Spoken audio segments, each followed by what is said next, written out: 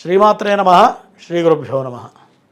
ధ్యానం వందే శంభోమాపతిం సురగురుం వందే జగత్కారణం వందే పన్నగభూషణం మృగధరం వందే పశూనాం పతిం వందే సూర్యశశాంకమన్యనయనం వందే ముకుందప్రియం వందే భక్తజనాశ్రయం చ వరదం వందే శివం శంకరం.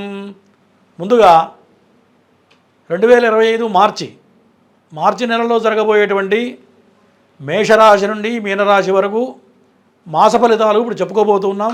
ఈ సింహరాశి వాళ్ళకి రవిగ్రహం 6వ స్థానం నుంచి 7వ స్థానానికి వెళ్ళబోతున్నాడు. రవి దీనివల్ల కొంత అనారోగ్య సమస్యలు సూచిస్తూ ఉన్నాయి.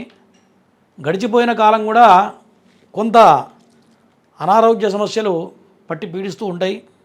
మరి ఈ మాసంలో కొంతవరకు ప్రభావం తగ్గే అవకాశాలు ఉన్నాయి. అంటే పూర్తిగా తగ్గబోతుందని చెప్పలేం, కానీ ప్రభావం అనేది కొంత తగ్గబోతుంది.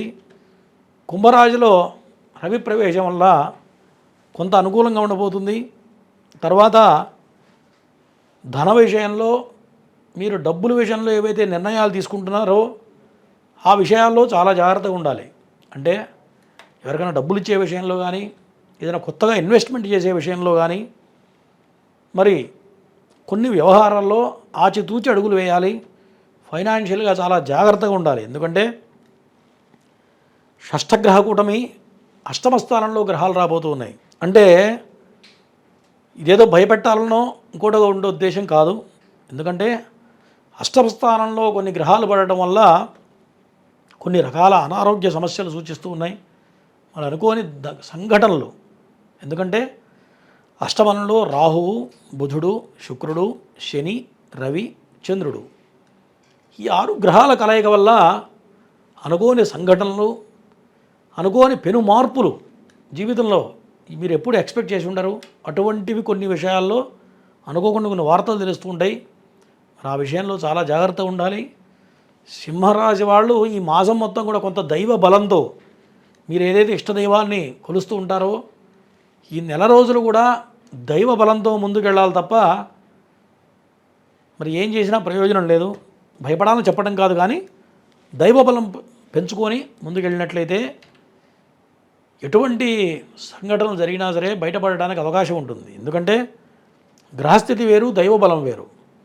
మరి ఎటువంటి గ్రహదోషాలు ఉన్నా సరే ఈ దైవబలం ఉండటం వల్ల ఒక ఆలోచన ఎట్లా వెళ్ళిపోయిందో అట్లా వెళ్ళిపోతుంది. కాబట్టి దైవబలాన్ని పెంచుకోవాలి.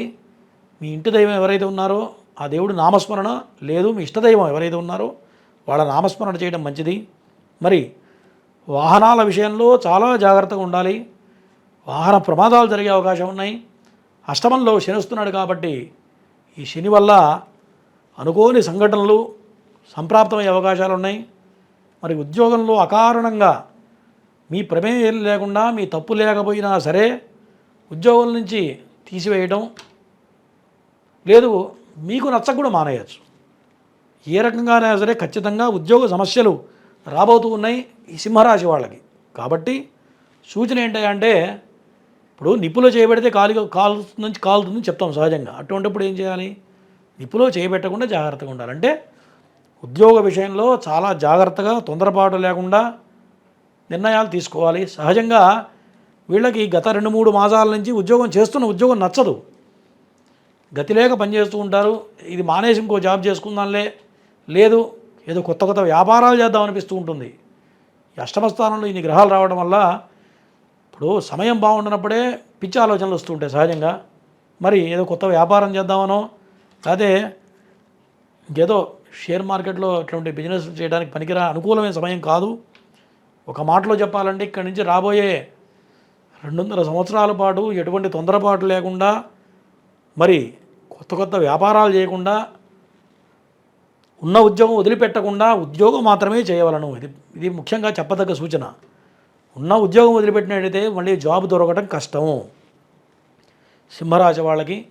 కాబట్టి ఈ విషయంలో చాలా వ్యతిరేకంగా ఉంది. కాబట్టి ఆలోచించి మరి వేరే ప్రమోషన్ వచ్చినా సరే ఆ అపాయింట్మెంట్ ఆర్డర్ వచ్చిన తర్వాత ఉన్నది వదిలిపెట్టాలి తప్ప కొత్తది వస్తుందిలే అని చెప్పి ఉన్నది వదిలిపెడితే ఉన్నది వెళ్ళిపోతుంది, తర్వాత దొరకడం కష్టం. కాబట్టి ఉద్యోగ విషయంలో చాలా జాగ్రత్తగా ఉండాలి. వాహన ప్రమాదాలు, వాహనాల మీద దూరంగా ఉండాలి. మరి ఒక మాటలో చెప్పాలంటే ఈ మాసం టూ వీలర్ అవాయిడ్ చేయడం మంచిది. ఎందుకంటే 2 చక్రాల వాహనం ఎక్కకుండా ఉండడమే మంచిది. వీలుంటే కారులో తిరిగితే సేఫ్ సైడు. మరి గురువు గారు మా కారు లేదు కదా, మా పరిస్థితి ఏంటి అని అడగచ్చు. మరి లేని పక్షంలో వీలున్నంత వరకు టూ వీలర్ అవాయిడ్ చేయాలి. ఎందుకంటే సమయం బాగుండినప్పుడు మనం కరెక్ట్గా వెళుతున్నా సరే ఎవడో రివర్స్ వచ్చి గుద్దితే కూడా నష్టం మనకే, ఈ సింహరాశి వాళ్ళకే. కాబట్టి మరి వాహన ప్రమాదాల విషయంలో చాలా జాగ్రత్తగా ఉండాలి. ఆరోగ్యపరంగా చాలా జాగ్రత్తగా ఉండాలి. మరి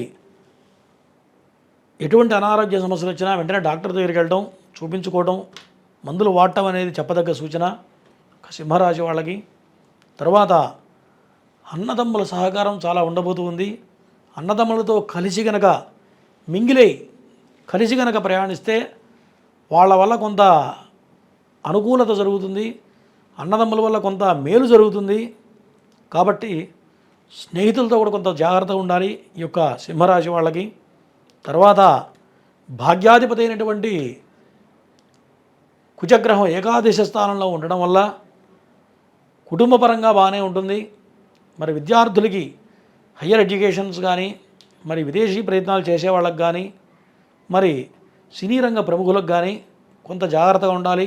కొత్త ఇన్వెస్ట్మెంట్స్ చేయకూడదు. కేవలం ఉద్యోగం మాత్రమే చేయాలి. వ్యాపారం మాత్రం పనికిరాదు. ఎక్కడ పెట్టుబడులు అనేది పనికిరావు. ఎవరికి మధ్యలో ఉండి డబ్బులు ఇప్పించడం కానీ, వీళ్ళు అప్పులు ఇవ్వడం కానీ, షూరిటీ సిగ్నేచర్స్ కానీ, లేదా క్రెడిట్ కార్డు, ఇటువంటి విషయాల్లో షేర్ మార్కెట్ విషయంలో కూడా ఎక్కడ ఆచితూచి అడుగు వేయాలి. నాకు తెలిసి ఎటువంటి పొరపాటు చేసినా ఖచ్చితంగా అది నష్టపోవడం తప్ప 10 పైసల లాభం అనేది సూచించట్లేదు. కాబట్టి సింహరాశి వాళ్ళు ఇప్పుడు చెప్పినటువంటి నియమాలన్నీ కూడా చాలా జాగ్రత్తగా ఉండడం మంచిది. ఈ సింహరాశి వాళ్ళు తప్పనిసరిగా ఈ చెప్పిన చెడు ఫలితాలు తొలగిపోయి మంచి ఫలితాలు కలగాలంటే ఖచ్చితంగా శని భగవానుకి ప్రతి శనివారం కూడా శనివారం నియమాలు పాటించాలి. శనికి ప్రదక్షిణ చేయడం, మరి శని తైలాభిషేకం చేసుకోవడం, మరి శనివారం నియమాలు పాటించడం, ఒక పొద్దు తినడం, నాన్ వెజిటేరియన్ తినకూడదు. ప్రధానంగా శనివారం కనుక నాన్ వెజిటేరియన్ తింటే ఈ ప్రభావం ఎక్కువ అవుతుంది.